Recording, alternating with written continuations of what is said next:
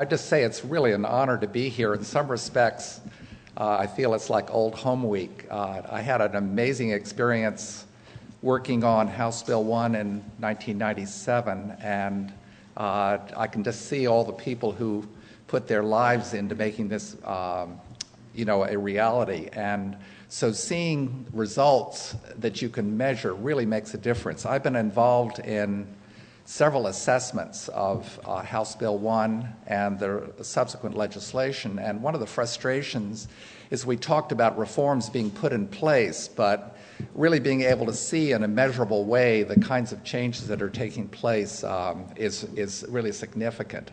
And I think one of the major points that I want to stress here is that you're really seeing progress in the youngest age group in the Kentucky workforce, the 25 to 44-year-old group.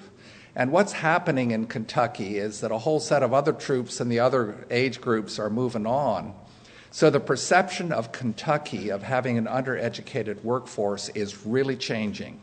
And if there's any message of this report is that Kentucky needs to be really proud about the set of reforms that have taken place over a number of years, probably most pronounced beginning with Kara, because they are making a difference and they're leading to a significantly better educated young person. And I just want to make a comment about, I spent a lot of time on reform around the world and other countries, and a person named Michael Barber has made these observations. If you look at the countries that have made measurable progress, they have sustained reform around clear goals over multiple changes in governments, and they've done so with alterations around that theme, but they've really stayed focused. And they realize these things are not done overnight, but they're only done with sustained leadership. And I will also say that it makes a difference to have an entity like the CPE focused on that, that's really focused on the future of the state and how all the system adds up, because people change and everything, but you need that kind of leadership entity. So let me just highlight several points that I think really make a difference. I underscore that young population group because I think Kentucky needs to be proud of that. The people of Kentucky need to understand that change. I got so tired of hearing from friends out of this state who say, oh no, this is just Kentucky. And I said, for heaven's sakes, look at what Kentucky has really achieved. There have been significant improvements in degree production in this state. If you look at the changes from 15,000 bachelor's degrees to 20,000 bachelor's degrees, just over the 10-year period of 2000 to 2009, an increase of 5,000 to 9,000 associate degrees. If you ever saw the impact of getting KCTCS organized, it is overwhelming. That would not have happened. But also there have been persistent concerns about completion, who's getting through. And on every measure, particularly the 6-year graduation rates, what you'll see at 4-year universities, including incidentally the private sector, have improved nearly 9 percentage points from 2000 to 2009. This is the largest percentage change of any state in the United States. And Kentucky is 9 points, moved 9 points among the states from 44th to 35th in terms of ranking.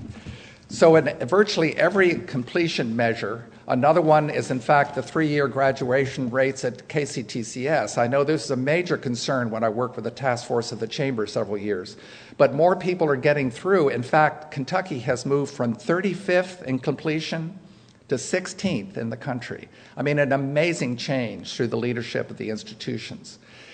So in some ways, you see a number of changes across, and I think a lot of it relates to focus on an agenda and outstanding leadership at a presidential level.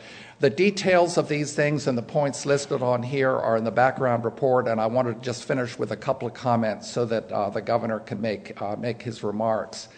I think that it's important to note Kentucky is not there yet.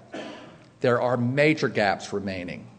So sustaining this reform is so important to the future of the state, I just can't stress anything else. The point is, the goals are achievable if you in fact continue to make the progress that you've been making. But there are regions of this state that are not being served, and as Governor Patton constantly emphasized, you cannot drive the state only on the Golden Triangle. It has to be all Kentucky, not just parts of Kentucky.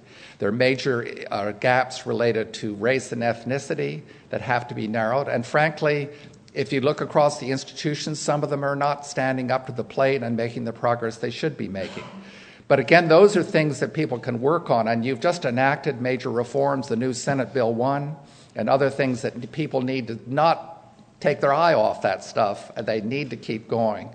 So I just want to conclude by saying people have to recognize that Kentucky is looked at throughout this country as being one of the most progressive states on higher education reform.